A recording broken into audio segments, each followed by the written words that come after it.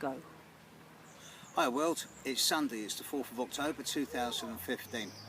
I'm commenting on the Catholic Synod that's happening in Rome as of now and for the next few weeks, and ostensibly it's on the principles of marriage.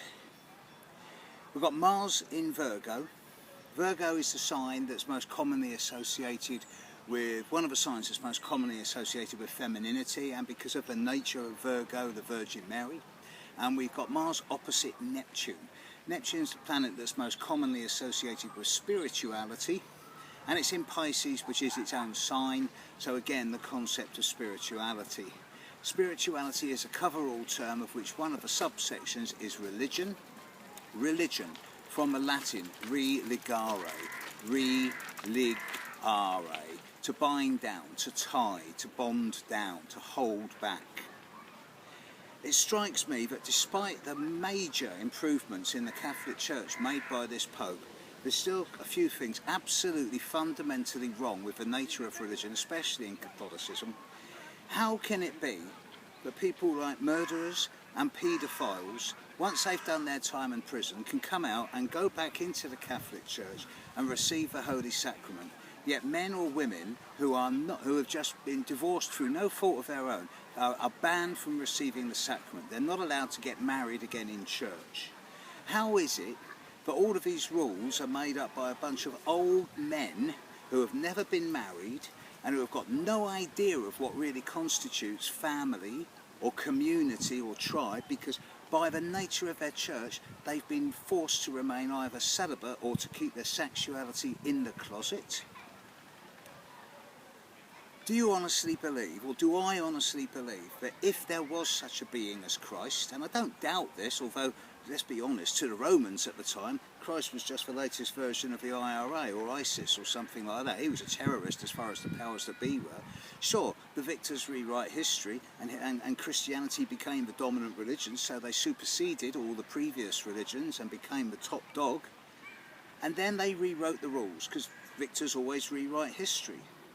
But how is it that these men are allowed to dominate for 2,000 years and write scripture which bans women from taking office, which bans women from doing anything without the say-so of a bunch of old men with little willies in cassocks who haven't got an idea about what's really right for tribe and community? Now, I know it's Sunday and this is supposed to be a Sunday sermon, and it's turning into a bit of a rant, but you know what? I'm really hacked off with this misogynistic, patriarchal crap that's imposed upon us in the name of religion. Jesus died for somebody's sins, yes, but to quote Patti Smith, not mine. Jesus died so that a bunch of old men could retain a degree of power and control over the future of humanity for thousands of years to come. Believe me, I'm not anti-religion. I am anti-fundamentalism, I'm anti-patriarchy, and I'm certainly anti-misogyny. And it seems right to me that really, in order for a proper religion and a proper spirituality to be allowed to not only survive but prosper in this world, firstly, there needs to be a much greater capacity for environmentalism and reverence for the planet we live in. Secondly, the head honchos of any decent religion need to be women, not men, because women, by their very nature, are much more in tune with the concept and principles of nature. They're the ones who bear children and give birth, and it seems to me that they are actually more gentle than men. Men are all concerned around guns, power, sex and control. Not all men, I know, but the men in power, especially in the religious circles, it seems that religion is just another con game. Perhaps I'm ranting, I don't know.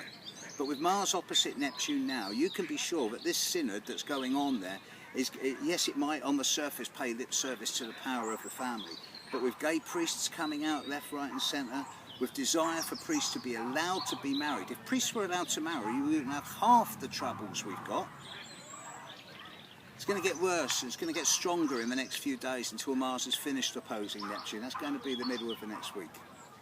But for now, I'm going to leave you with this concept of this idea, camera skidded there. I'm going to leave you with this concept and the idea that really, if we really want to get in touch with divinity and our own individual relationship with divine, and we need people to nurture us and to prepare our pathways into spirituality, they should be women, not men. Have a great day, folks. Catch you later. Bye.